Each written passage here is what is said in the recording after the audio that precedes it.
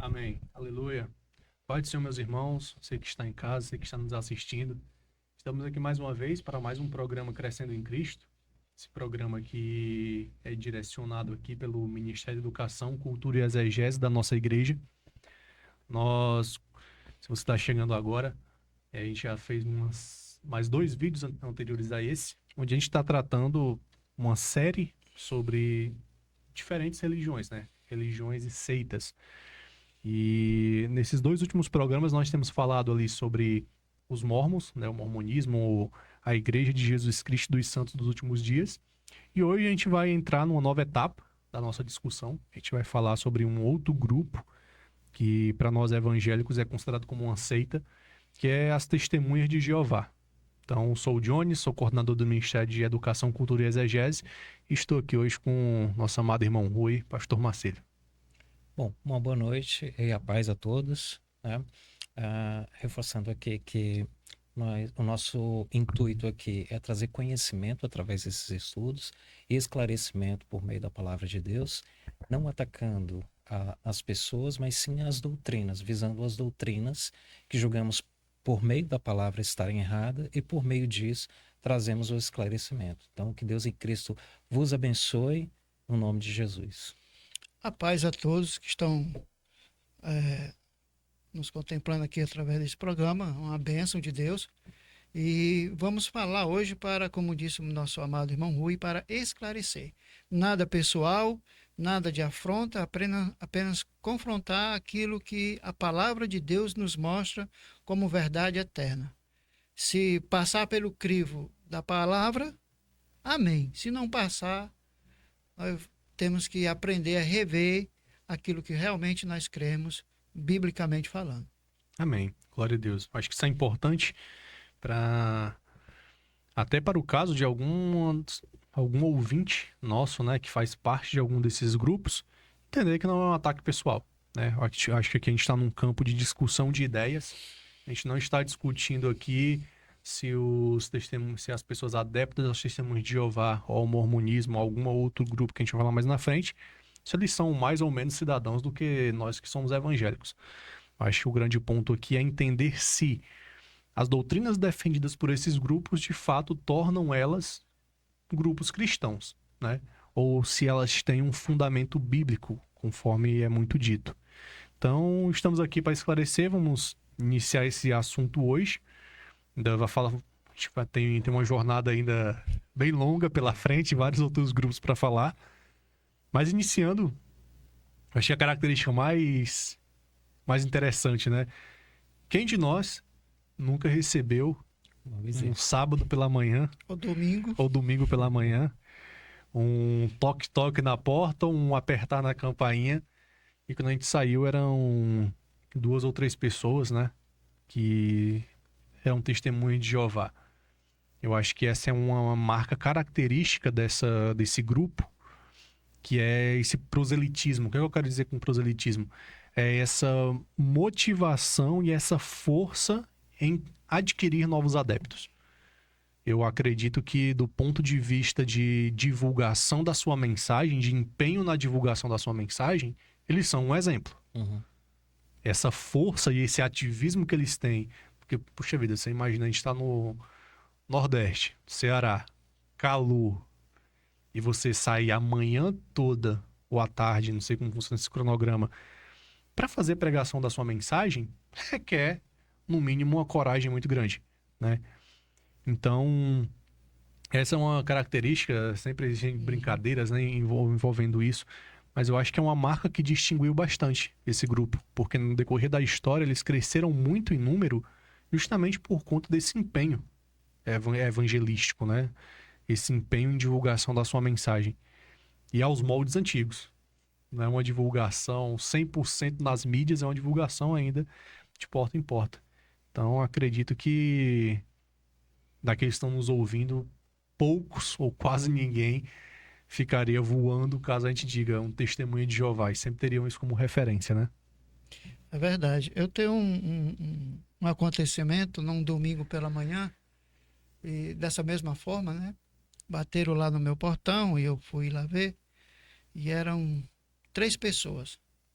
me oferecendo um livreto que falava do céu e falava dos 144, né? Uhum. 144 mil. E eu ouvi aquilo ali com maior atenção e fiz uma pergunta a esse grupo, né? Testemunho de Jeová. Eu perguntei: vocês três acreditam que vão estar nesse meio? E eles me disseram assim: acho que não. Aí, assim, quer dizer que vocês estão me trazendo uma mensagem em que você não acredita que vai estar nessa condição? Não, eu acredito que Jeová que sabe, é isso, assim, assim. Aí eu disse: olha, suponhamos que eu esteja doente e você venha me oferecer um remédio. E eu pergunto a você: você já tomou desse remédio? Você já foi curado por esse remédio? Se eu ouvir de você essas suas palavras, eu não vou tomar esse remédio, Sim. né? Porque você está me passando uma mensagem que você não tem certeza de que ele vai ter eficácia, né? Então eu tenho essa lembrança desse dia de domingo com relação a esse grupo corajoso, Sim. né? A gente tem que olhar pelo fundamento da fé, é dessa forma que eles crerem, mas nós estamos aqui para entender o que leva essas pessoas a ter essa fé e em que eles crerem e como a Bíblia realmente diz se eles estão corretos ou não. Porque muitas das vezes, na sua maioria, são mais vítimas de um grupo sectário, de um corpo, de uma liderança, do que propriamente ter aquela fé convicta realmente de salvação. Sim. Eu tenho algo bem parecido com isso, mas de uma forma assim contrária. Assim que eu comprei a casa, eu pedi para fazer um adesivo em metal. Acho que quem já foi lá em casa sabe disso. Tá escrito assim: você já leu a Bíblia? E desde que eu coloquei, eu nunca mais Nunca recebi. bateram na sua porta. Não. Boa. Mas é isso mesmo. Eu acho que. Porque quando a gente vê trazendo um contexto, né? A gente olha, a gente conhece as testemunhas de Jeová, principalmente pelos seus representantes que estão ali de porta em porta, que são as testemunhas. Mas quando a gente para olhar, como é que esse grupo ele está distribuído, né? Como é que a testemunha, essas pessoas que a gente denomina assim, elas, como é que é o seu organograma? Acho que poucos sabem, mas as testemunhas de Jeová, elas são lideradas, né, oficialmente pela igreja assim. A gente sabe que existem sócios por trás ali do movimento, uma série de coisas que transformam mais em uma empresa do que de fato em um movimento religioso. Mas oficialmente, pelo que é alegado por eles, é um grupo de 7 a 10 homens, 6 a 10 homens, que são chamados de corpo governante, né? Vou colocar aqui, esses 10 homens, eles determinam e definem toda a doutrina e todo o pensamento que as testemunhas de Jeová vão ter em relação à Bíblia. Então não existe liberdade de pensamento. Não existe possibilidade de você crer de uma maneira diferente do que esse corpo governante está dizendo. Verdade. O próprio ato de você demonstrar uma certa divergência, por exemplo, se você está num salão do reino e lá está o ancião trazendo uma ministração sobre a revista Sentinela, sobre Despertar ou sobre até mesmo a tradução do Novo Mundo, né?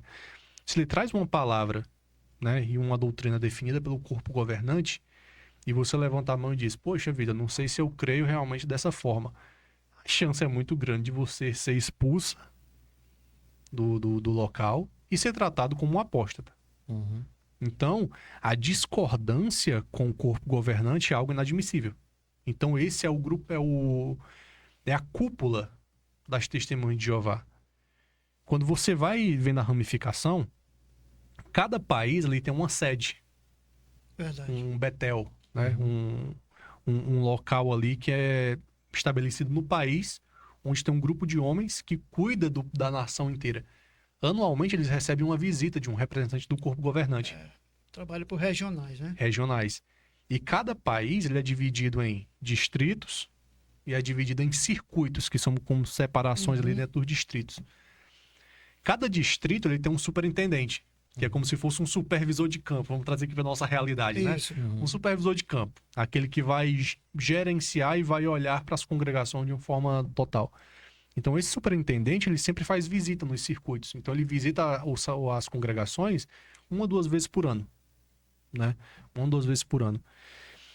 E cada circuito tem cerca de 20 salões do reino. Eles não têm templo próprio, são sempre locais alugados.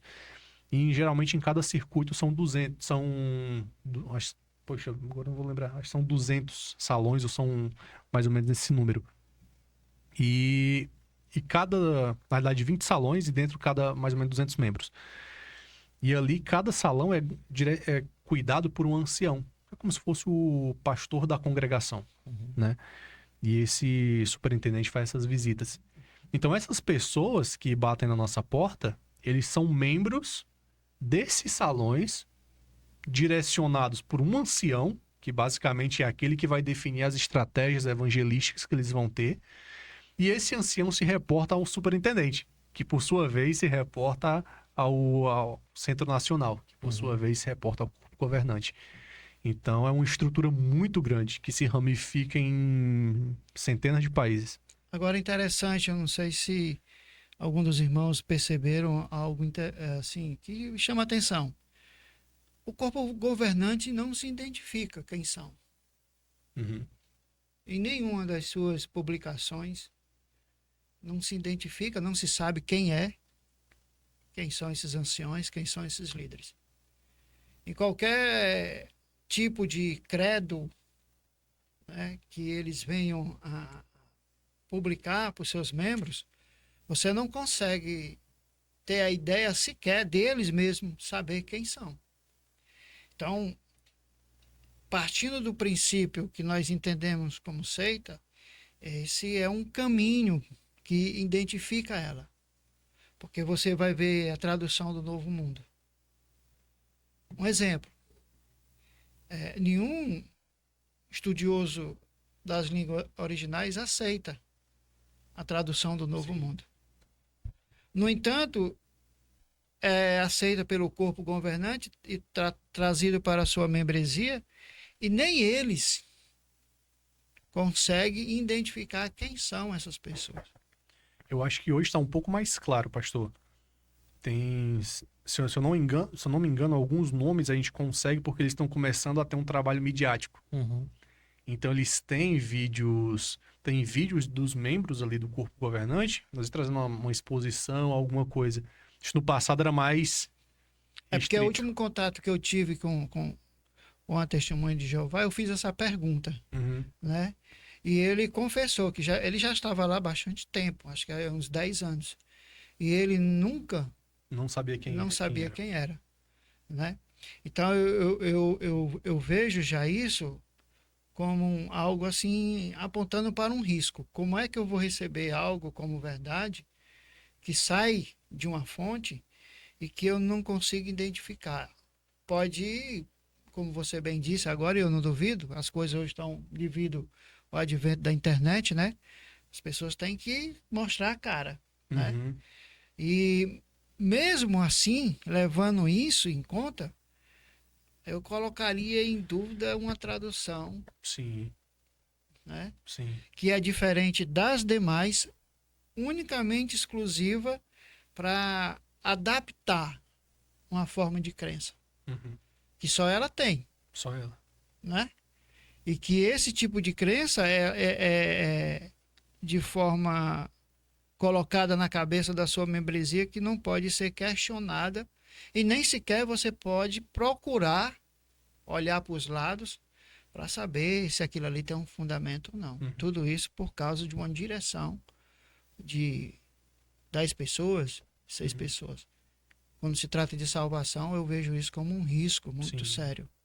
E é isso que a gente está aqui para trazer uma clareza, né? Para as pessoas meditarem, refletir. Não é isso? Sim. Eu acho que esse desconhecimento, aqui entra uma questão. os membros das Testemunhas de Jeová, eles são direcionados pelo corpo governante a abrir mão de qualquer tipo de conteúdo, né, qualquer tipo de material que contradiga aquilo que o corpo governante fala. Então, basicamente, é um exílio de conhecimento, é um exílio de exposição ao contraditório, onde eles se fecham naquela bolha e basicamente se alimentam só daquilo que o corpo governante dá. Isso. Que a gente vai entrar um pouco nisso mais na frente, que é aquela parábola de Jesus, que eles atribuem a si. Então, eu acredito que muitos deles são motivados, são direcionados a realmente não terem tanto contato com mídias, porque, por exemplo, se eles fizessem uma pesquisa rápida, aqui a gente tem, né? Eu joguei aqui na internet quem são os nomes do corpo, os nomes atuais do corpo governante. Ele trouxe aqui os 8 nomes. Dos Atuais? Atuais, 2023, a última informação. Os membros atuais. Tem vídeo, por exemplo, Stephen Leach. Ele tem vídeos no YouTube trazendo mensagens ali, né, públicas, né? Então, acredito que eles são doutrinados a ser muitas vezes isolados da sociedade comum.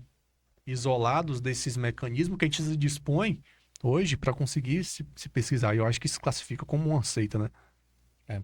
Mas aí é onde eu vejo a questão da insegurança, porque quando eu não permito essa liberdade, é porque tudo aquilo que eu construí é como se comparado a um castelo, uma casa, que não tem um alicerce firme. Então, a qualquer momento, a qualquer outra informação, eu posso trazer confusão aos membros e os membros realmente acordarem, como muitos acordaram, despertaram e acabaram vivenciando a verdade. Perfeito.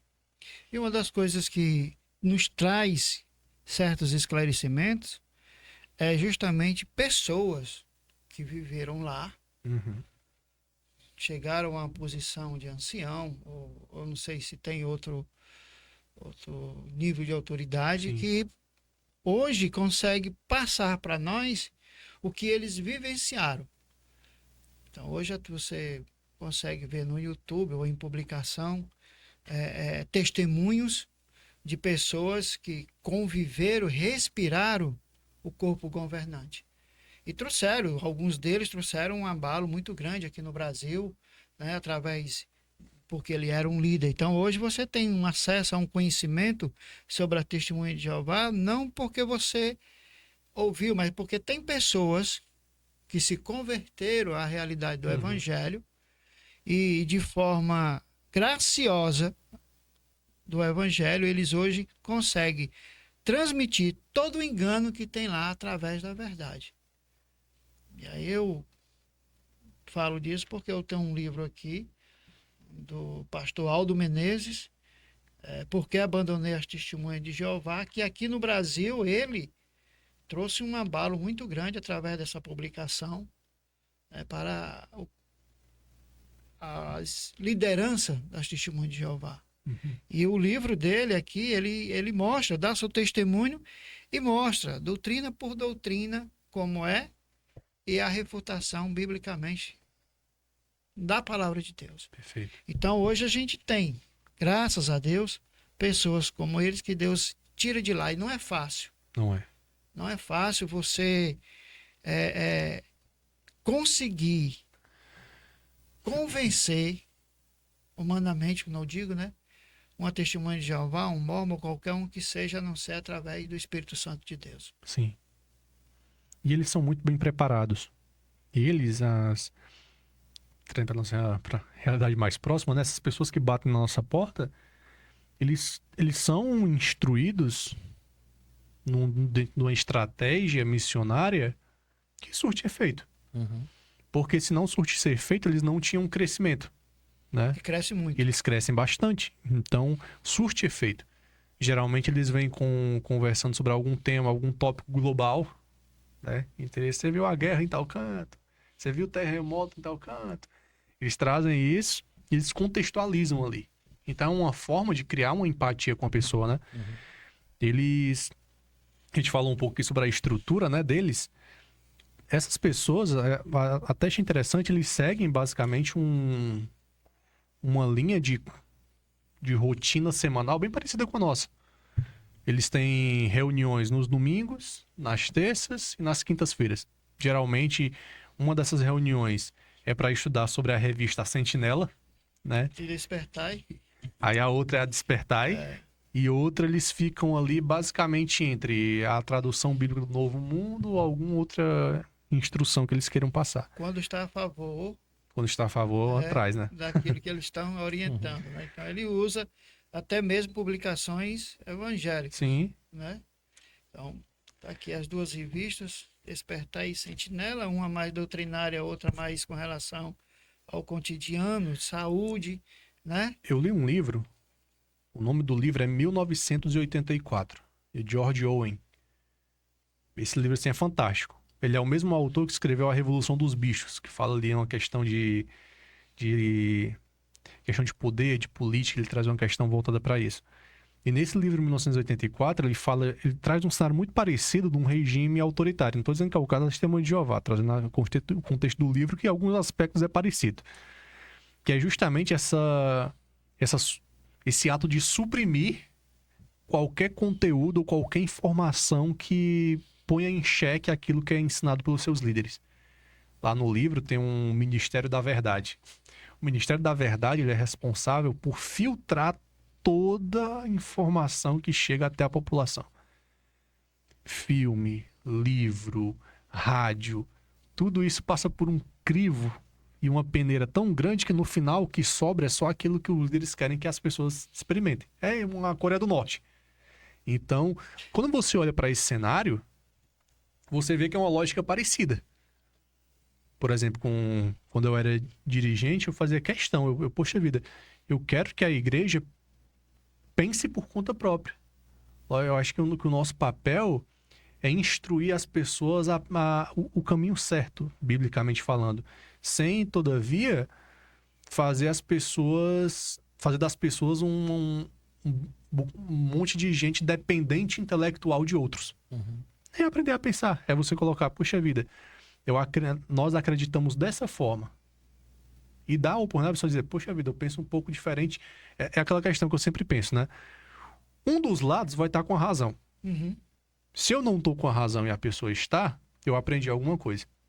Se a pessoa não está com a razão e eu estou, ela aprendeu alguma coisa. Então, no final das contas, os dois saem ganhando, né?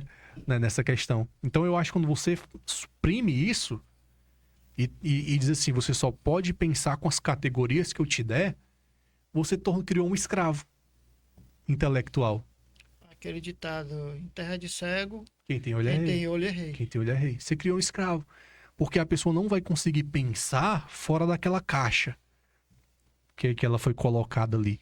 Qualquer pergunta que você jogar fora daquilo que está no escopo da pessoa, ela se perde. A Testemunha de Jeová, ela é, para mim, uma das seitas que mais investe Sim. nesses recursos, né? Já vejo as suas publicações, as suas revistas. Eu não sei nisso, acho que essa aqui é quinzenal. A acho que Sentinela e acho que é. Despertar, um é mensal, o outro é quinzenal, né? Tem as suas publicações de seus livros, né?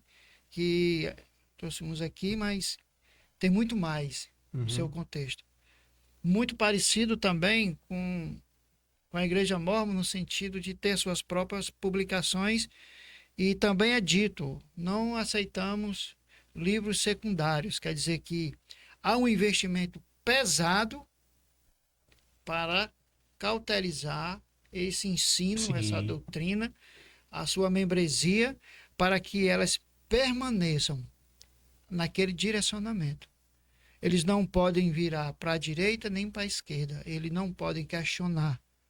Porque a palavra do grupo presidente da sede mundial é lei. Sim. E as testemunhas de Jeová não são nada diferente daquilo que, como eu disse sobre o mormonismo, um missionário falou. Olha, se as autoridades gerais dizem que um círculo é quadrado, é porque é. Haja visto os absurdos, que nós vamos conversar algumas coisas aqui, falando biblicamente, alguns Sim. temas, algumas doutrinas, né? Eu até chequei aqui, a Sentinela é publicada 2 vezes por mês, quinzenalmente, e a Despertar é... Agora a Sentinela é a mais robusta, porque a Sentinela é a doutrinária. Uhum. Então é onde o corpo governante passa, de fato, a doutrina para as pessoas. Isso. Mas- 2 vezes no mês, né? 2 vezes no mês, a Sentinela 2 vezes no mês. Verdade. E a Despertar é uma vez só. Despertar trata de assuntos mais Mais light. mais light, mais contextualizados. Então, é assuntos diversos. Mas amém. Então, esse foi um panorama, irmãos, para vocês terem um pouco de contexto aqui da nossa discussão, né? A gente falou um pouco aqui sobre quem são, trouxe aqui a questão de... praticamente todos nós já recebemos uma visita de alguns deles. E sua estrutura, sua rotina semanal, os evangelismos que eles investem horas e horas, alguns até centenas de horas em evangelismo, que é esse trabalho robusto que dá a eles aqui o crescimento que eles têm na quantidade de membros. Então, eu acho que aqui um primeiro tópico que eu acho que é interessante a gente explicar para a igreja é um pouco da história das Testemunhas de Jeová, né? Como foi que surgiu esse grupo? Eu acho que é importante falar que ele é o dos grupos assim com maior quantidade de membros e que nós evangélicos enquadramos num nível de seita, eles são os mais novos. Eles são os mais novos. Eles surgem ali, pega ali 1872, já surgem os primeiros grupos. Em 81 surge o que é considerado a sociedade, a Torre de Vigia, né? Que é o CNPJ, assim dizer, a pessoa jurídica ali da coisa. Mas eu vou trazer aqui puxar aqui o fio da meada, mas podem ficar à vontade e podem ir me interrompendo, tá bom? Mas basicamente as Testemunhas de Jeová, elas surgem com um homem chamado Charles Taze Russell. Ele nasce lá no estado da Pensilvânia, nos Estados Unidos, no ano de 1854. De 52 a 1916, nessa... Né, nessa faixa.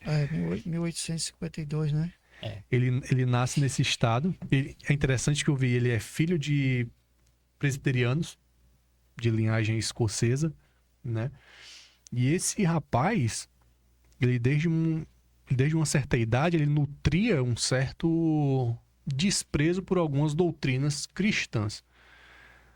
Acho que a mais clara que ele traz é a sobre o inferno. Isso. Então ele tinha uma questão com ele que ele achava a doutrina do inferno, a doutrina de que os ímpios eles iriam perecer eternamente, sofrer eternamente, que eles teriam um castigo eterno. Ele achava essa doutrina o cúmulo. Ele achava uma doutrina que era imoral, né? Então a história conta que ele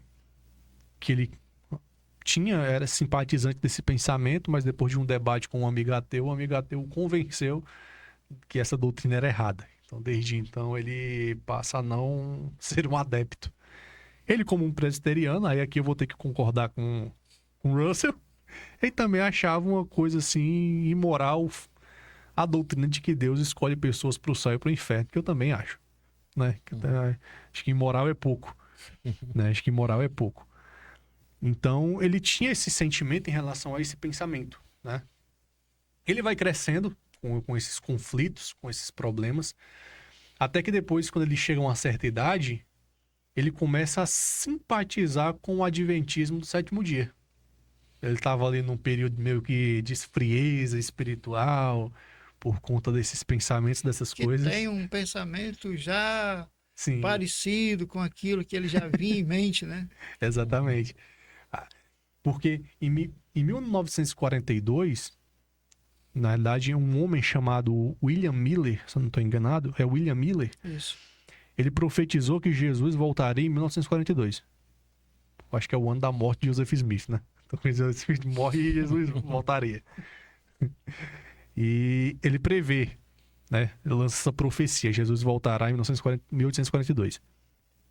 Da 1842, Jesus não volta. Ele faz um recálculo. Ele disse que tinha calculado errado. E ele disse que ele errou 2 anos depois, ou seja, 1944. Jesus também não volta. Isso aí trouxe um descrédito muito grande para ele. Mas mesmo assim, alguns dos seus seguidores, eles fundam dois movimentos, que o primeiro é chamado Igreja do Advento e o segundo movimento é a Igreja Adventista do Sétimo Dia. E o fundador das Testemunhas de Jeová, ele bebe da fonte do Adventismo do Sétimo Dia muitas coisas. Como a gente vai ver aqui, tem muitas doutrinas que as Testemunhas de Jeová crê, idêntica que praticamente. são idênticas praticamente. Então ele encontra naquele lugar um certo acolhimento que ele não encontrou em outros locais. Então ele entra naquela questão do pensamento mais do advento de Cristo, do retorno de Jesus, todo esse movimento profético de tentar calcular e fazer previsão com relação aos tempos e às épocas que Jesus disse que não compete aos homens saber, né? Então, ele tem esse contato, né? Fica ali um tempo, ele funda um movimento chamado Movimento dos Estudantes da Bíblia. E aí é interessante que para você ver como era uma coisa, acho que como você comentou, né, Rui? Que o ano de 1800 foi o ano de 1800 a Uma explosão. uma explosão de grupos sectários, acho que pelo menos uns 3, né? Sim. Pelo menos uns 3, que é o mormonismo, em 1830. O Adventismo, que vai em 1862, por ali. E vai a Fundação das Testemunhas de Jeová, que é 1872. Então você tem os 3 maiores grupos que a gente considera como seita se difundindo ali nos Estados Unidos. Estados Unidos. Nos A gente Estados vê Unidos. uma boa propagação também do satanismo ali, né? Também. Então, muita coisa obscura. Depois é bom a gente estudar o que aconteceu nessa época, né? Esse tema, satanismo aqui, a gente pode até no futuro trazer, porque Legal. é uma coisa que está se expandindo Sim. abertamente. Eu tenho muita coisa e eu também gostaria de falar sobre esse tema. Perfeito. É isso, então vamos Já deixar de fica molho aqui anotado já. no azeite. Nossa próxima série. Isso. Nossa próxima série. Mas vamos lá. Então ele encontra um amigo. Na realidade, nessa época não era um amigo. Era um homem chamado Barbour, eu acho. Acho que o sobrenome dele era Barbour. E esse homem... Balbor. E esse homem, ele profetiza que Jesus voltaria em 74. Né? 74. Obviamente, não aconteceu o retorno de Jesus em 74. Só que acontece uma coisa que eu acho muito curiosa. Porque o Russell, ele passa a trabalhar junto com esse cara, se tornam amigos, e o Russell ele tem acesso a uma justificativa que foi criada pelo assistente do Balbor, né? Esse nome mesmo. Que ele dizia o seguinte: eles usaram uma tradução do grego na Bíblia, e a palavra grega para retorno de Jesus é uma palavra grega que chama parousia. Essa palavra parousia ela é usada para retorno de muitas vezes para retorno de Jesus na Bíblia. Retorno físico, visível, claro. E esse assistente desse homem, ele diz que a palavra parousia no grego, ela pode ser traduzida como vinda, mas ela também pode ser traduzida como presença. Então, o que é que esse rapaz, ele pensa? Ele diz assim, olha, Jesus não voltou fisicamente, mas visivelmente, mas Jesus voltou em espírito. Jesus teve uma parousia invisível nesse mundo. Quando você tem contato com quando o fundador das Testemunhas de Jeová, acho que fica mais fácil das pessoas assimilarem em casa, quando o fundador das Testemunhas de Jeová tem acesso a essa visão, ele adota para ele também. Então, ele começa a ter esses contatos, né, com esses movimentos. Então, o fundador das Testemunhas de Jeová, ele já era uma figura problemática desde novo, né? Ele já era uma figura não ortodoxa do cristianismo desde cedo, né? E aí, como aconteceu em muitas coisas da vida dele, ele tem um desentendimento com esse amigo, né, que é adventista, principalmente por conta da doutrina da expiação. O Russell ele tinha um pensamento nada ortodoxo em relação à morte de Jesus, da expiação dos pecados, enquanto os adventistas são mais moderados em relação a isso. E era uma confusão muito grande. Se dividiram, né? E aí o Russell foi para um lado e esse amigo foi para o outro. Quando chega no ano de 1881, se eu não estou enganado, 1881, o Russell, ele funda Torre de Vigia. Que até hoje nós temos esse nome associado à parte jurídica das Testemunhas de Jeová, né? A parte CNPJ das Testemunhas de Jeová. Que uma coisa, irmão, é a Sociedade Torre de Vigia. E outra coisa é as Testemunhas de Jeová. Sociedade Torre de Vigia é como se fosse aquela cúpula, a editora, aquela que vai publicar os materiais, aquela que vai propagar a doutrina. É aquela onde o corpo governante está junto. Então é como se fosse o Cérebro da operação. operação. E as Testemunhas de Jeová são aqueles membros, são aqueles que testemunham, né? São a parte religiosa da coisa. Então tem uma diferença aí. Ele funda, e aí ele vai criando uma série de materiais. Ele cria 6 volumes, o qual ele chama de Estudo das Escrituras. E aí já começa a ficar estranho a história. Porque ele diz para os seus seguidores que é melhor eles lerem esse livro dele, Estudo das Escrituras, do que eles lerem a Bíblia sozinho. São 6 volumes. 6 volumes. Eu tenho eu tinha 3, né? Eu tinha conseguido 3, mas uma pessoa me pediu 2, não me devolveu, eu fiquei com medo. Deus, pai. Então, é muita coisa. É muita coisa. E por essa frase, eu fiquei curioso em descobrir um pouco do que estava ali. E realmente é isso mesmo. É o direcionamento do corpo governante, querendo dizer que aquilo ali ele é mais fundamental do que a escritura para a salvação da membresia. Que é uma coisa absurda por si só. Por si só, é. Por si só. A Bíblia, quem traz a revelação da Bíblia é o Espírito Santo. Então qualquer pessoa de posse da Bíblia, o Espírito Santo tem total poder para iluminar essa pessoa. Lógico que ele se dispõe da igreja para pregar o evangelho, para levar a sua mensagem, né? Mas o Espírito Santo também ilumina, também fala, né? De várias maneiras. Eu diria que o Espírito Santo, biblicamente falando, ele é a mente de Deus. Sim. Para nos ensinar a verdade.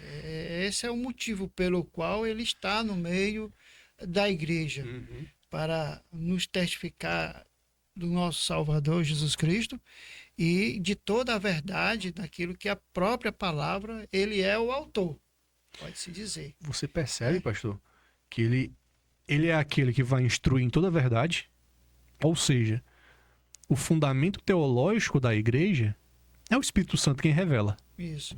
Então é ele que vai formular a doutrina da igreja. Você vê que chega em Atos, ele se apresenta muito como aquele que enche os apóstolos de poder e ousadia para pregar o evangelho. Jesus a ponto de dizer que, fiquem em Jerusalém, não saiam de lá até ser revestido de poder. Isso. Então sem ele já não tem evangelismo, né? Não existe a possibilidade de missões sem o Espírito. Ele é aquele que separa os dons, distribui como quer. Ele é aquele que separa homens para o ministério. Ele é aquele que orienta a igreja em relação às coisas. Você percebe ele chegando ali para Filipe dizendo, se aproxima daquele carro lá. Então ele é o articulador de todo o movimento da igreja. Verdade. De toda a ação que a igreja tem que fazer, o Espírito Santo é o que articula para onde vai, com quem fala, com quem não fala. Você vê que diversas vezes Paulo tentava ir para o local e o Espírito Santo dizia o quê?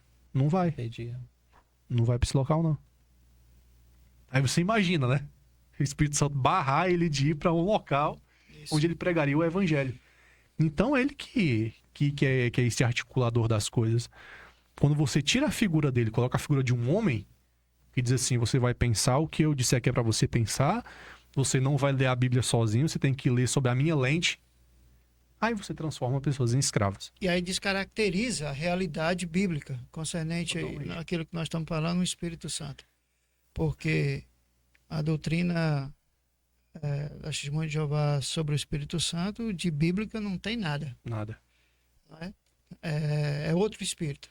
Outro, totalmente. Então, quando uma pessoa não consegue chegar àquele que tem a capacidade de lhe mostrar para focar em outro, então você está recebendo algo errado. Você está se nutrindo com algo que não vai lhe fortalecer em nada. Porque, olha, uma das características que eu sei da seita é o medo. O medo de eu, por exemplo, questionar, o medo de eu sequer pensar se aquilo que eu estou recebendo é bom para mim ou não. Eu não posso fazer isso, eu só tenho que aceitar. Sim. Então as pessoas vivem num sistema prisional dentro daquela bolha, como você falou, de uma forma terrível. Porque se eu sou um testemunho de Jeová, acho que até mais do que esse pensamento, até mais no testemunho de Jeová do que nos mormons, você para mim, são pessoas, posso dizer, enquanto você não pensar junto comigo, abomináveis. Sim. Eu não sou nem para conversar esses assuntos com vocês. De tanto aquilo que vem sendo inculcado na minha cabeça, que eu não posso ser aberto. Exato. Eu tenho que viver nesse mundo aqui. Esse mundo bolha, TJ. Uhum. Não é isso? Sim. E aí vai descaracterizando. Vai começando pela palavra. Vai começando pelo próprio Deus, o próprio Cristo, o próprio Espírito Santo e os meios pelo qual essa pessoa pode ser direcionada biblicamente de uma forma correta, passa a ser de uma forma errada. Eu não posso questionar. Eu creio que muito pior do que os mormons, porque você chega ao ponto de ter uma tradução que me auxilie dentro do corpo governante com aquilo que eu quero dizer. Então eu faço a minha própria tradução. Sim. O Testemunho de Jeová tinha um grande problema com a palavra adoração com relação a Jesus. Em todas as traduções.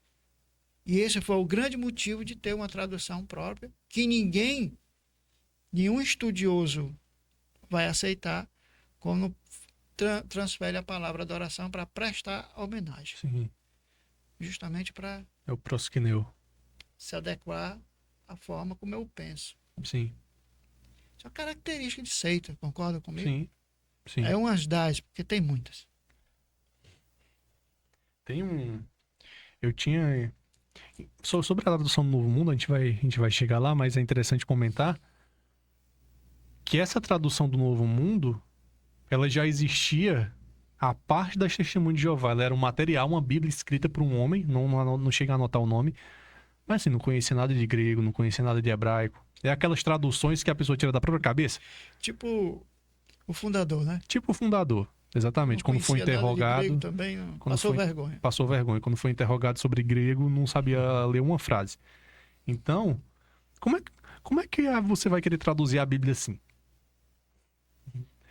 Aí você já percebe uma certa má fé no Sim. cara que formulou, porque ele Sim. pensou, poxa, eu vou adaptar essa mensagem para aquilo que condiz com o que eu estou pensando.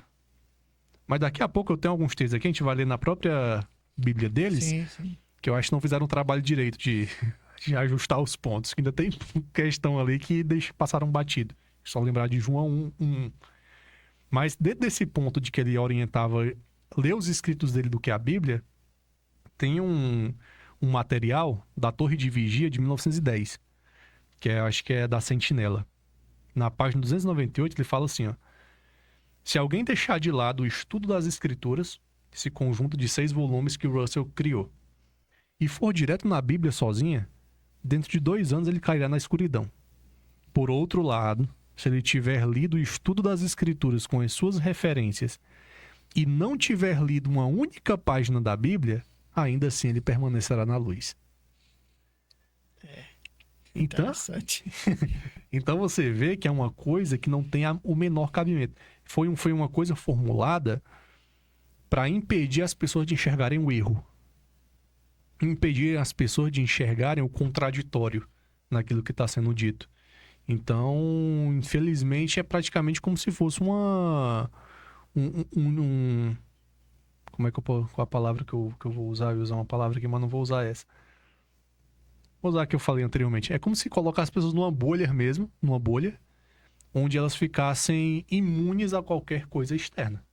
Você já viu esse pensamento, já escutou lendo algum livro, dizendo assim, olha, uma mentira repetida várias vezes pode se Sim, tornar uma uma verdade verdade. na mente daquele que está ouvindo? Sim. Pois bem, todo fundamento com relação à seita tem algo assim em comum. Exemplo, todas as demais estão erradas, né? Esse grupo, essa pessoa foi chamado para restaurar algo que todos estavam vivendo de forma errada, e aí eu passo a ter um exclusivismo dentro do grupo e dentro daquilo que eu falo, dentro daquilo que eu recebo e dentro daquilo que eu propago. Só eu tenho a verdade e mais ninguém. Uhum. E o interessante é que mesmo que ele se intitule como a igreja correta, a igreja mais certa, mas sempre há uma revisão de todos os escritos. Ou seja, Sempre. sempre eu estou passando por uma renovação. Sim. Aquilo que eu publiquei, como o próprio Ruschel fala, que ele cria que as pirâmides tinham sido inspiradas por Deus. Anos após a sua morte, foram fazer um estudo e revisaram dizendo que não.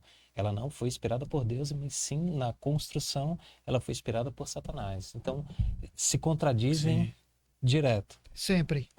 E é uma coisa comum em todas elas. Em todas elas.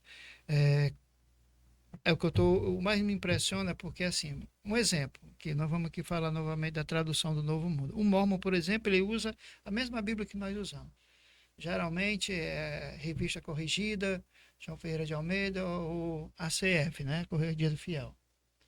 Então ele tem ali a Bíblia, normal. Testemunho de Jeová não. Testemunho de Jeová, um tempo atrás, usava essas mesmas Bíblias.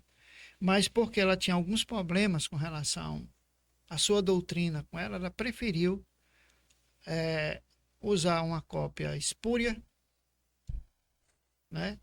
Inverídica em todo sentido, uma tradução que não é aceita em canto nenhum, a não ser lá. Uhum. E aí seus membros bebem dessa fonte.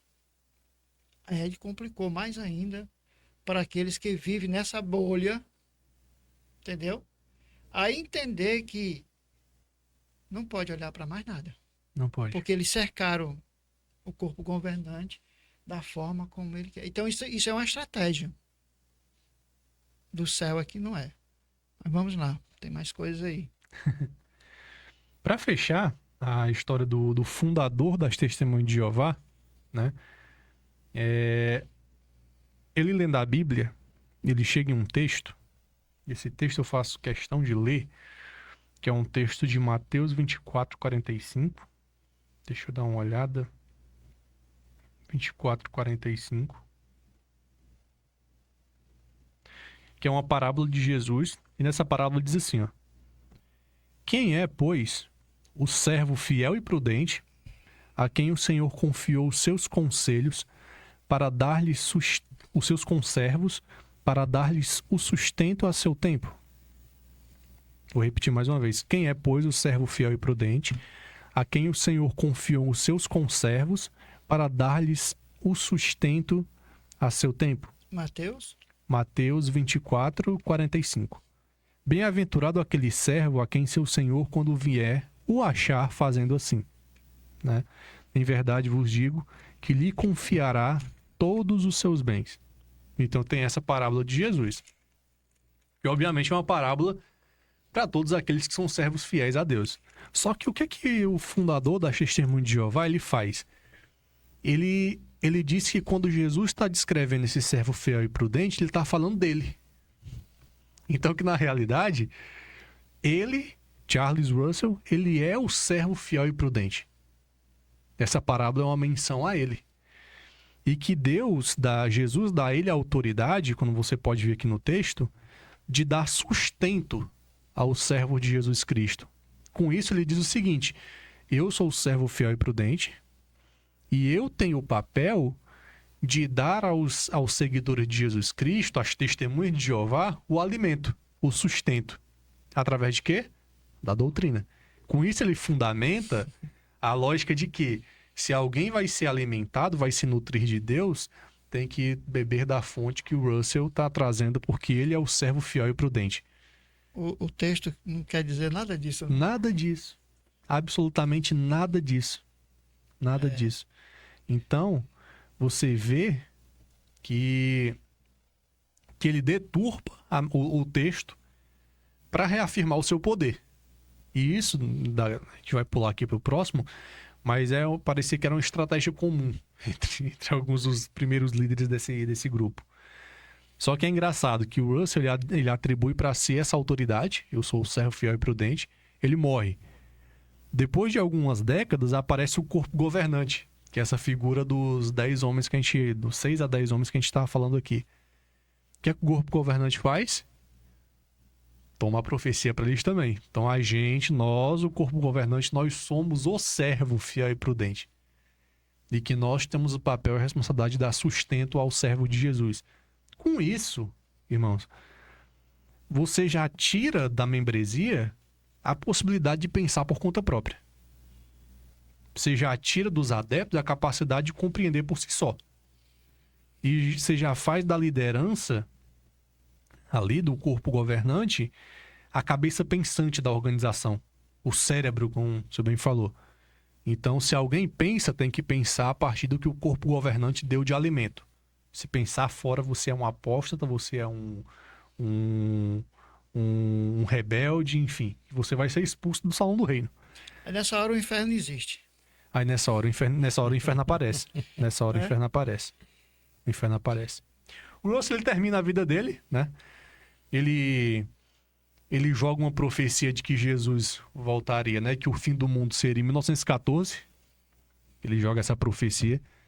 Chega em 1914, não acontece... Na verdade, acontece alguma coisa. Acontece a Primeira Guerra Mundial. Mas não acontece o fim do mundo, né? Ele vê que tá errado. Tanto é verdade que ele vê que tá errado, que ele mesmo reajusta o cálculo. Ele diz, não é 1914, não, é 1915. Eu errei por um ano. Bobagem, né? Um aninho e errei. Aí já vê que pelo erro não era o espírito que estava dando a profecia, né? Aí ele bota 1915. Também não acontece nada. E aí em 1916 ele morre. Só que a vida desse homem é muito conturbada em relação a esses aspectos. Foi parar em tribunais diversas vezes. Verdade. Diversas vezes, por conta de alguns assuntos. Dentre eles a venda de um milho milagroso, que nunca aconteceu nada. E se divorciou da esposa, né? A esposa dele foi no tribunal e alegou que sofria maus tratos do marido. Então isso é um pouco da história, né? Desse homem e do fundador das Testemunhas de Jeová.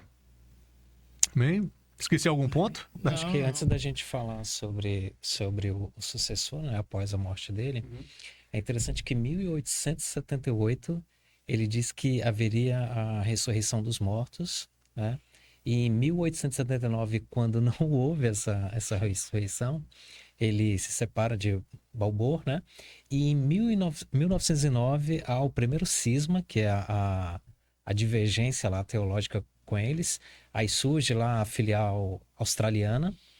Depois disso, que ele morre em 16, aí é o que a gente vai falar na sequência agora, tem a Torre de Vigília, que junto com os membros acabam presos, né, que a gente vai falar na sequência.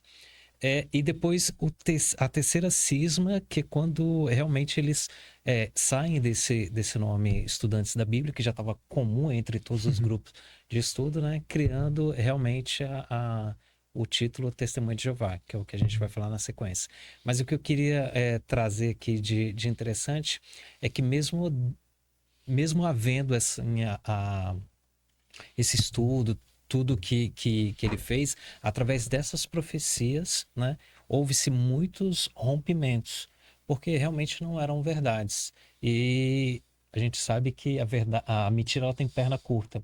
E a cada vez que essas verdades não aconteciam e a mentira se revelava, havia-se uma quebra, né, formando assim novos grupos. Uhum.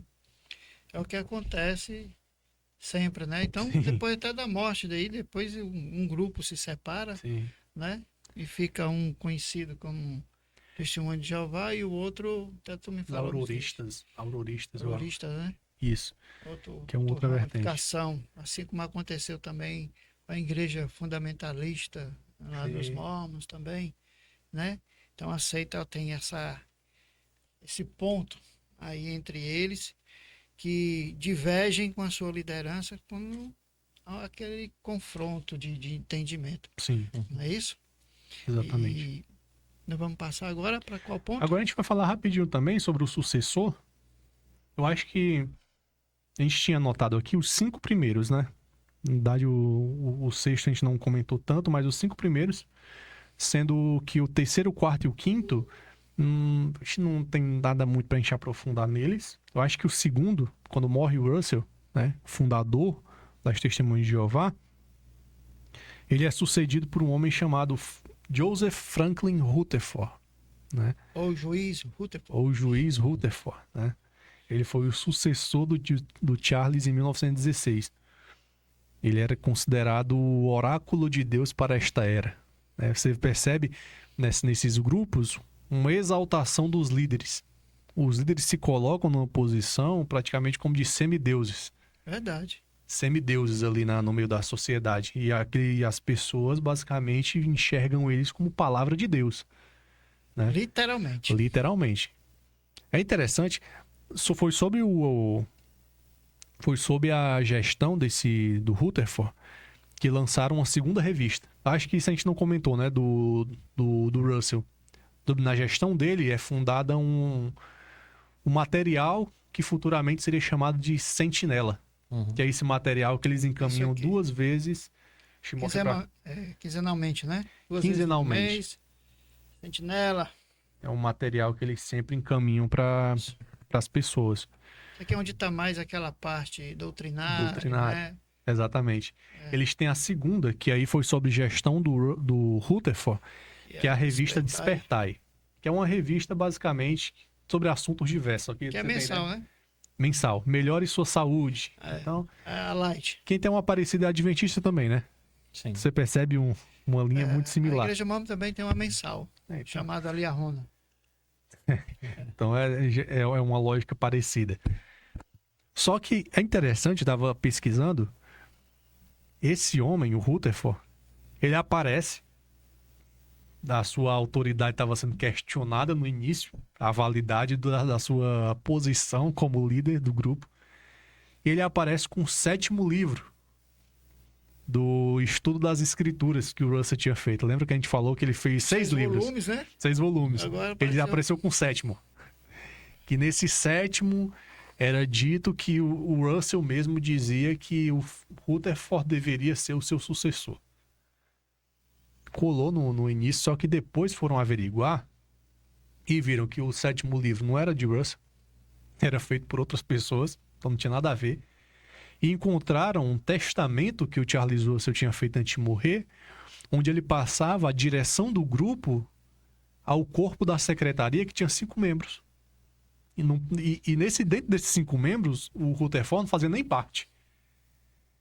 Depois, para meio que dar aquela abafada, o que ele faz? Ele dissolve aquele grupo, expulsa os 5 membros, e ele tem a possibilidade de ficar sozinho na liderança da organização. Essa história. É história, entendeu? Então, você vê a briga por poder. Foi preso na época ali da Primeira Guerra Mundial, porque até as Testemunhas de Jeová, eles têm um discurso de que você não pode prestar fidelidade a nações humanas, vou colocar assim. Então eles não juram a bandeira. Chegasse naquele momento da escola, né, que ficava a filinha ali, que todo mundo tinha que cantar o hino nacional, eles não cantam. Eles não prestam serviço militar obrigatório. Então, Natal nada. Natal não tem. Aniversário. Aniversário também não. Então eu vi um ponto em um dos autores dos livros que eu li, que ele dizia que essa é uma característica muito peculiar desse grupo em relação aos demais. Porque os demais, eles conseguem adentrar na sociedade com raízes mais profundas. Esses se colocam à parte, com restrições, às vezes por coisas poucas. Então, por conta dessa restrição que eles tinham de prestar serviço militar, você imagina, os Estados Unidos, que não gostam de guerra, né? Não gostam de guerra. Na época da Primeira Guerra Mundial, como é que eles iam lidar com um grupo de milhares de adeptos, onde o líder dizia que não era para eles prestarem serviço militar obrigatório? Então, eles consideraram o discurso das Testemunhas de Jeová como um discurso anti-americano. E aí prenderam Rutherford e prenderam os outros líderes junto com ele. Depois de um tempo foi solto, né? Conseguiu ser solto. E aí, basicamente, foi visto como uma celebridade, né? Como Entre o grupo. o teu grupo, Entre o né? grupo. É, membresia, como se diz. É quase aquele que estava morto e reviveu, né? Aconteceu isso. Então ele deu muita ênfase na gestão dele sobre as pregações porta em porta. Ele conseguiu disseminar muita coisa, questão de rádio. Então tudo isso ele foi implementando e conseguiu dar um gás muito grande nesses outros meios de utilização. E como vocês bem comentaram, foi nessa época, acho que 1931, se eu não estou enganado, que eles assumem o nome Testemunho de Jeová para se diferenciar de outras denominações cristãs. Então você percebe que a própria história deles e os atos que eles fizeram já demonstra que eles não são cristãos. Porque se fossem, igual o João fala, né? Se fossem conosco, teriam permanecido conosco. Lógico que eu estou forçando aqui o texto um pouquinho só para trazer uma analogia. Mas eles mesmos se apartam da comunidade comum, né, do cristianismo. E eles formam aí o grupo Testemunhas de Jeová. Foi sob a gestão dele que eles chegaram no Brasil. Em 1920, os Testemunhas de Jeová chegam aqui no solo brasileiro. Tô achando que vai ter parte 2, viu? Tô crendo nisso aí. Com certeza. Né? É porque é muito conteúdo. Acho que aqui a gente vai ter a parte 2 também sobre esse material. Eu acho que do Rutherford é isso. Vocês têm algum outro ponto? Não, eu tenho um ponto bem interessante aqui, que em 1925 ele anuncia novamente que os mortos vão ressuscitar. E em 1928, se não me falha a memória, ele constrói ali, eu não lembro o nome da cidade, nos Estados Unidos, uma mansão. E nessa mansão tem 10 quartos, porque ele Isso. acredita que os mortos ressuscitarão, alguns patriarcas, e que ali já tem o cômodo de cada um morar. Já, e quando isso não acontece, né, ele acaba vivendo nessa casa nesses últimos dias, e daí também acontece essa descrença de algumas coisas que foram ditas e que realmente não estavam acontecendo. E se eu não me engano, essa casa ainda é preservada até hoje como um local de visitação, né, histórico sobre esse tema e essa liderança aí, até hoje. Sim. Né? É. Perfeito. Aí vamos aí, agora... Por fim, depois do Rutherford assume Knorr, né? Não é o tempero, que a gente usa em casa. Minha pronúncia possivelmente tem uma grande chance de estar errada aqui do nome. Mas ele assume a liderança em 42. É interessante que um dos membros do corpo governante disse que esse homem, que era o presidente, ele tinha um conhecimento bíblico muito limitado.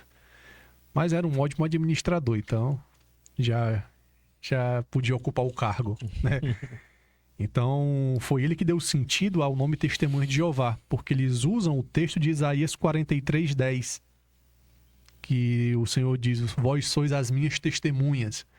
Eles pegam esse texto e atribuem para eles. Dizem: nós somos as testemunhas de Jeová. E aí, basicamente, o período dele tem um grande aumento no número de membros, sobe mais ou menos de 115 mil para 2 milhões de pessoas, né? Então tem um crescimento exponencial ali em quantidade de adeptos nesse período.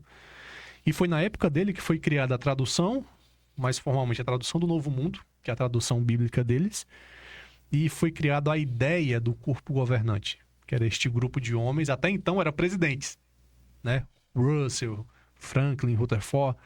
Quando chega nele, ele começa a criar a ideia, o conceito do corpo governante, como ele funciona hoje. Uhum. Então, depois disso tem outros presidentes, né? Tem outros pontos, mas eu acho que não vale a pena nós mencionarmos. Eu acho que aqui, para nós fecharmos esse ponto da história e só dar um contexto sobre esse assunto, uma coisa que fica clara na história das Testemunhas de Jeová, principalmente nas suas primeiras décadas ali, é a falsa profecia. É esse ato de dizer que Deus está revelando uma coisa que no final das contas não está revelando. Eu acho que isso foi uma das marcas mais distintivas que eles tiveram e que gerou os cismas que você bem comentou, Rui. Tem um texto, que eu acho que esse texto aqui é fantástico, é Deuteronômio 18:22. Nesse texto, de Deuteronômio 18:22, é dito o seguinte, deixa eu ver se eu peguei a referência certa.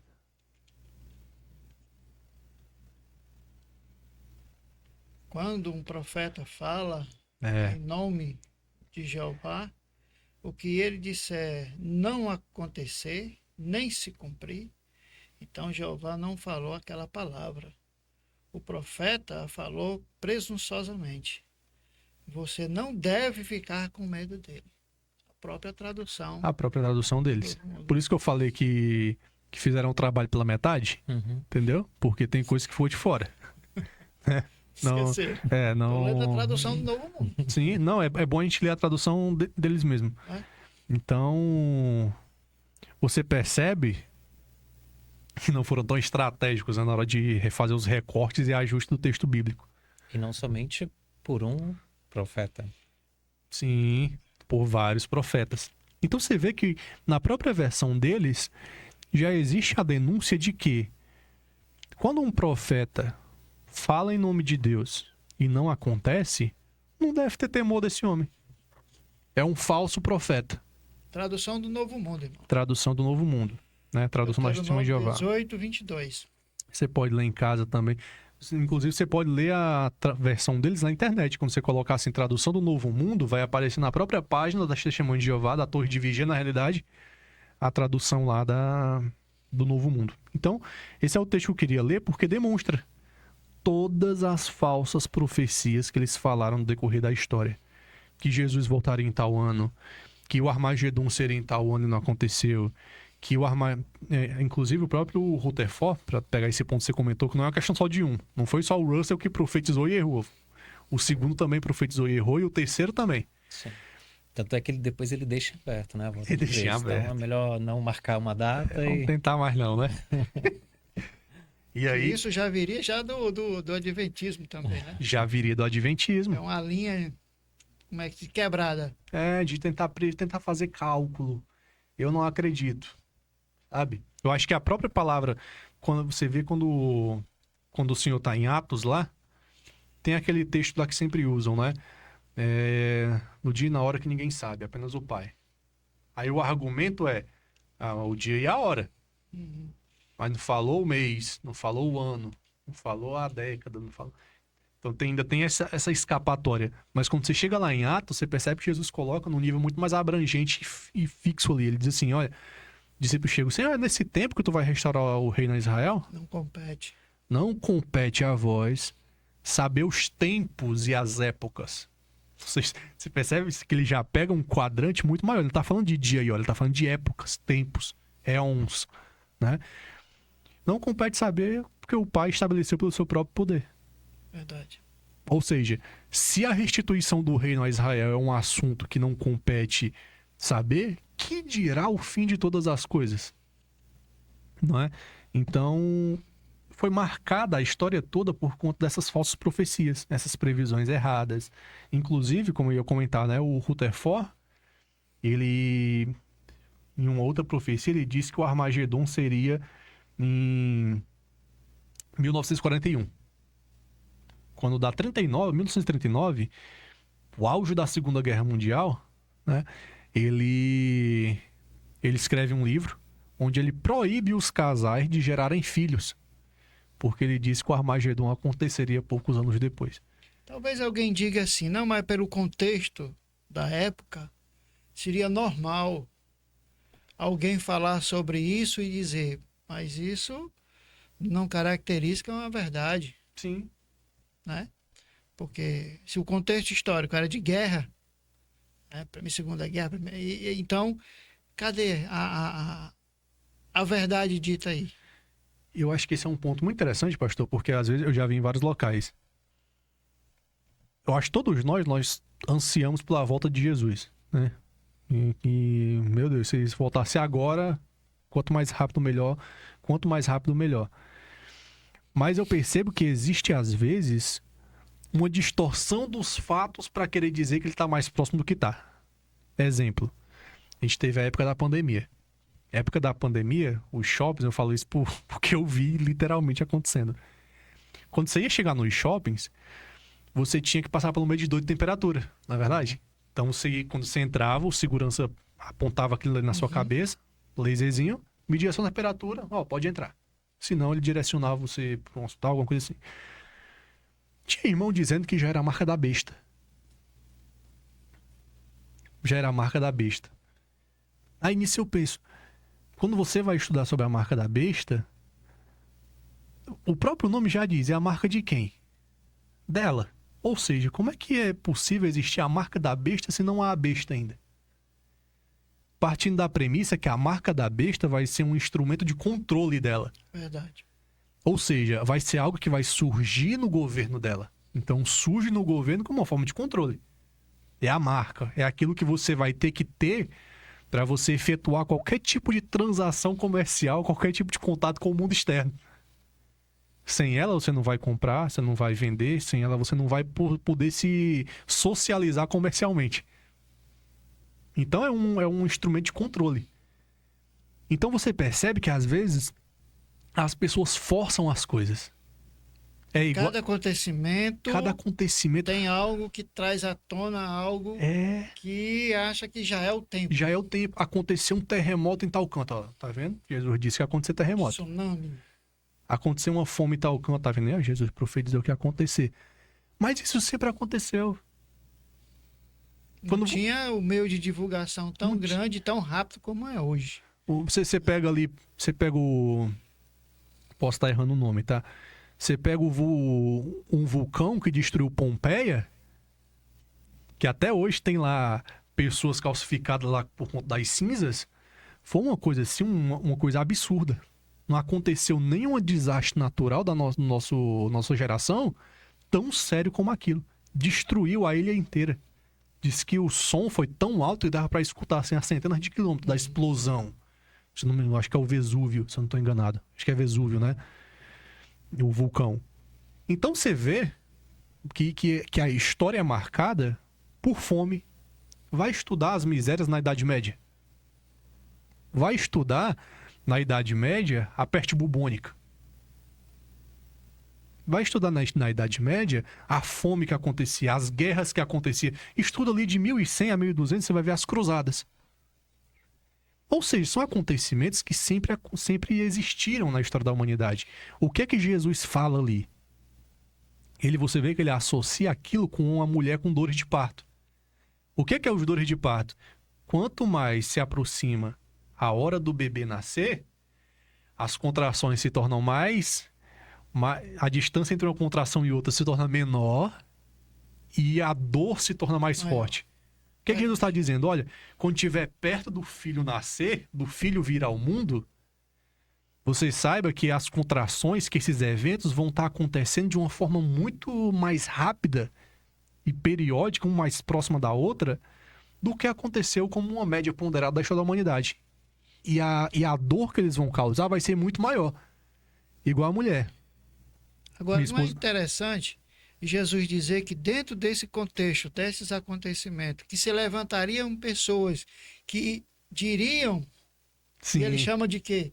Falsos profetas. Exato. Não ouçam. Quer dizer, a história está repleta de acontecimentos como esses, que traz à tona esses indivíduos. Sim. Né?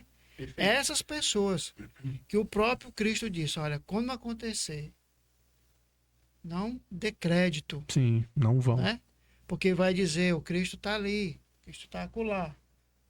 Então, todo o período da história que, como você disse, aconteceu esses acontecimentos, sempre teve um grupo que apareceu para trazer isso como à tona, vai acontecer e marcar datas. Sim. E eu vejo, pastor, que isso é um problema, porque as pessoas começam a criar um discurso de desistência da vida. O que eu quero dizer? Não é que as pessoas vão se suicidar. Mas a pessoa diz assim, ó, Jesus está muito perto de voltar. Aí a pessoa já não se interessa em fazer uma graduação. A pessoa já não dá mais tanto gás assim no emprego para sustentar a família.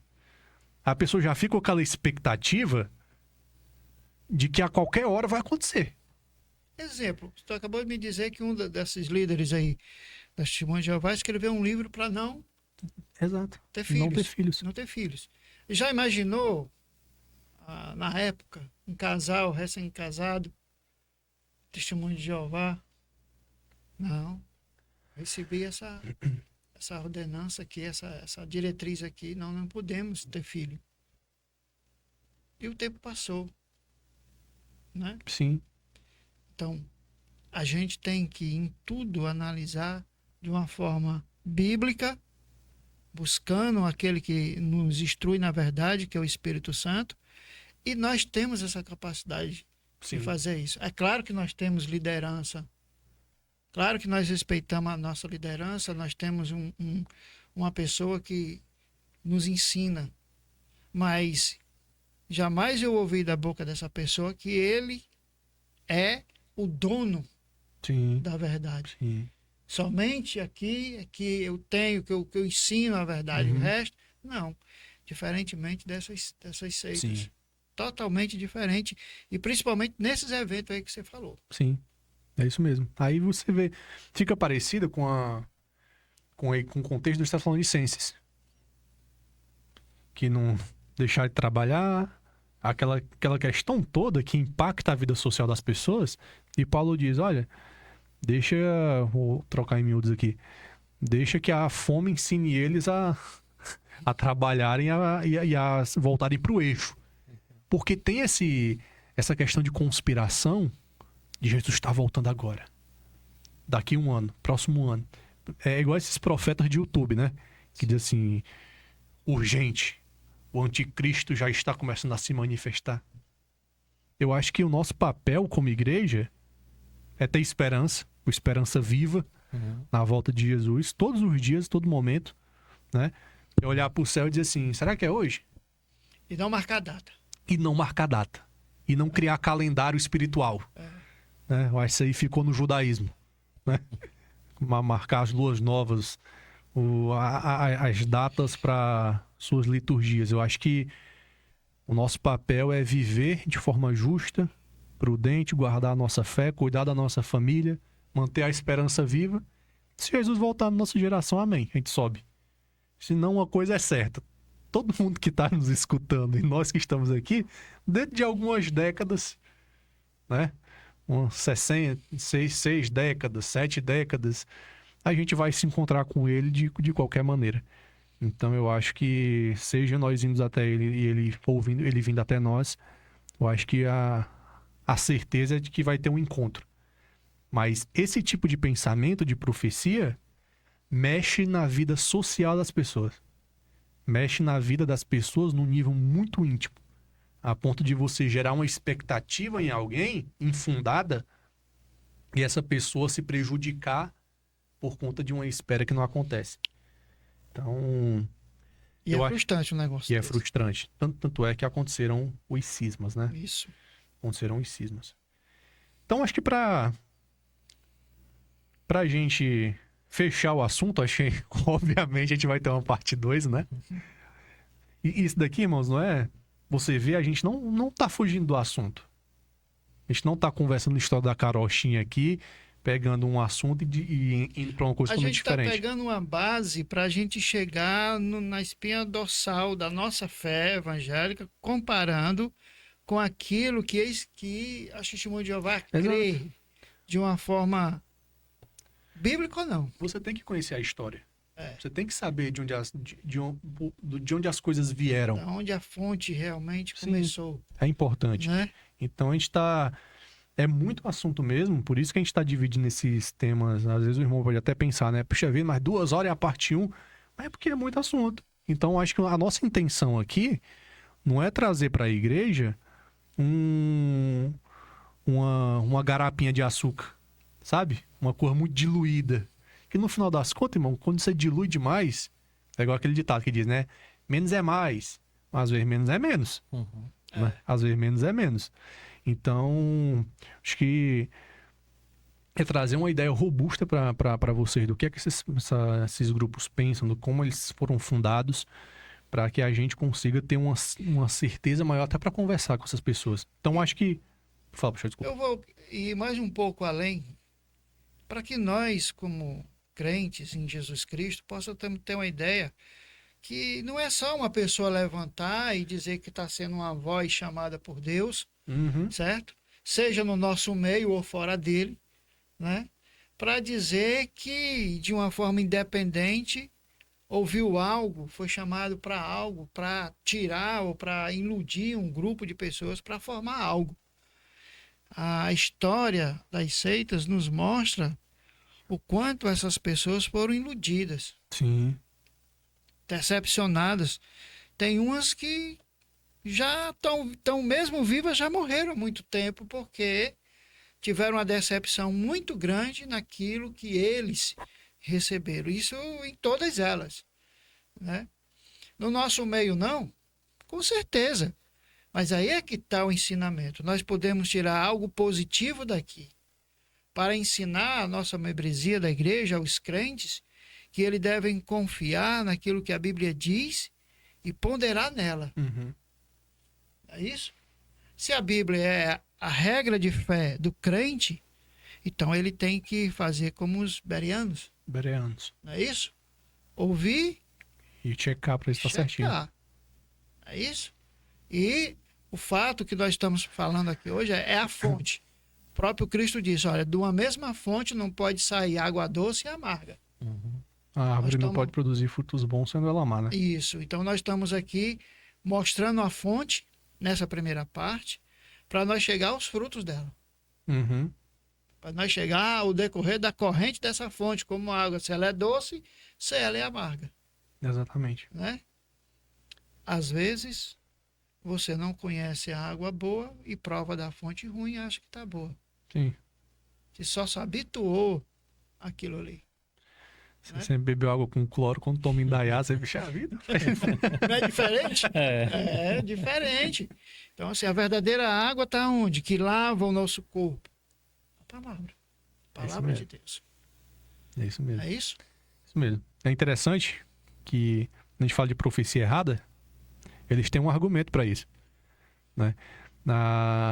As testemunhas, elas são ensinadas a admitir as profecias erradas, a admitir que de fato houve um equívoco. A sociedade Torre de Vigia espertamente atribui às testemunhas de Jeová o erro. Então ele joga a culpa para as testemunhas de Jeová. Como ela relembrando, né? A sociedade Torre de Vigia é aquela cúpula, né? A parte empresarial da coisa. Então joga a culpa para as testemunhas. E as testemunhas humildemente admitem o erro. Por isso que eu digo que essas pessoas que batem de porta em porta, a grande maioria são pessoas boas. É igual quando a gente falou dos Mormons, que a gente comentou que a maioria são cidadãos de bem. Lógico que eu digo a maioria, porque a gente não pode dizer que um grupo é 100% alguma coisa, sempre vai haver suas exceções. Então, a maioria, eu acredito que são pessoas boas, pessoas honestas, pessoas que seguem a lei, pessoas que são pais e mães de família. São pessoas boas. Humildemente admitiram. São pessoas que têm o desejo de salvação. Têm o desejo de salvação. Por isso que eu percebo elas muito mais como vítimas do que como culpadas. Vítimas de uma doutrina que encarcera mentalmente as pessoas e impede ela de se libertar para alguma coisa nova, né? Então, o que eles argumentam, né? Eles usam um texto, e esse texto eu queria ler, aí aqui a gente encerra em 10 minutinhos, mas tem um texto que é de Provérbios, capítulo 4, versículo 18. Ele vai falar o seguinte, ó. Mas a vereda dos justos é como a luz da aurora, que vai brilhando mais e mais até ser dia perfeito. O que eles argumentam aqui? Eles trazem um conceito de luz progressiva. Eles dizem que os líderes iniciais tiveram acesso a uma luz. E que esses aparentes erros, essas aparentes contradições entre uma coisa e outra, o que você falou aí, né? Um falou uma coisa, depois vem um outro e fala outra coisa. Eles dizem que é resultado dessa luz progressiva. Que o outro tinha uma luz, esse daqui já tem uma luz maior, então essa luz vai crescendo e vai, teoricamente, revisando as demais. Só que uma das publicações da própria Sociedade Torre de Vigia, eles colocam assim, ó, uma nova luz nunca contradiz a outra, nem a extingue. Então você percebe que na própria literatura já tira esse argumento de que eu sou o cara e digo assim, Jesus não ressuscitou fisicamente. Aí vai o Rui 10 anos depois assim, Jesus ressuscitou fisicamente. O problema Então- desse pensamento está naquilo que a própria escritura dele diz. Nós acabamos de ler, Deuteronômio Uhum. 18, 22, Que é o falso profeta. né? Que é o falso Se profeta. ele diz algo da parte de Deus e não se cumpre, É um profeta falso. não é...